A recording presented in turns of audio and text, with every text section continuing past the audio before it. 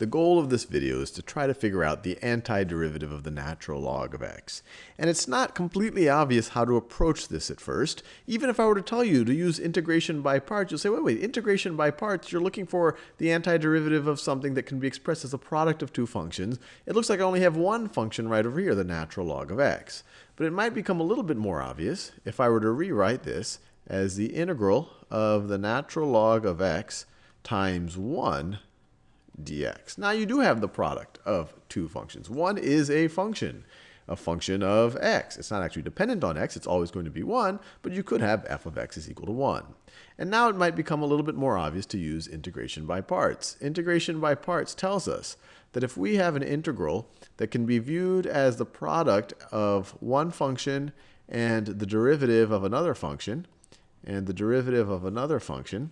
and this is really just the reverse product rule, and we've shown that multiple times already. This is going to be equal to the product of both functions, f of x times g of x minus the antiderivative of, instead of having f and g prime, you're going to have f prime and g. So f prime of x times g of x dx. And we've seen this multiple times. So when you figure out what should be f and what should be g, for f, you want to figure out something that it's easy to take the derivative of, and it simplifies things, possibly, if you're taking the derivative of it. And for g prime of x, you want to find something where it's easy to take the antiderivative of it. So a good candidate for f of x is natural log of x. If you were to take the derivative of it, it's 1 over x. Let me write this down. So let's say that f of x is equal to the natural log of x, then f prime of x is equal to 1 over x. And let's set g prime of x is equal to 1. So g prime of x is equal to 1. That means that g of x could be equal to x.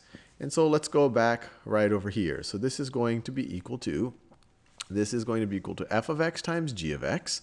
Well, f of x times g of x is x natural log of x. So g of x is x, and f of x is the natural log of x. I just like writing the x in front of the natural log of x to avoid ambiguity.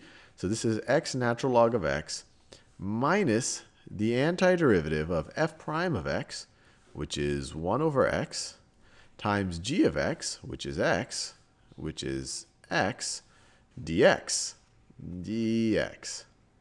Well, what's this going to be equal to? Well, what we have inside the integrand, this is just 1 over x times x, which is just equal to 1.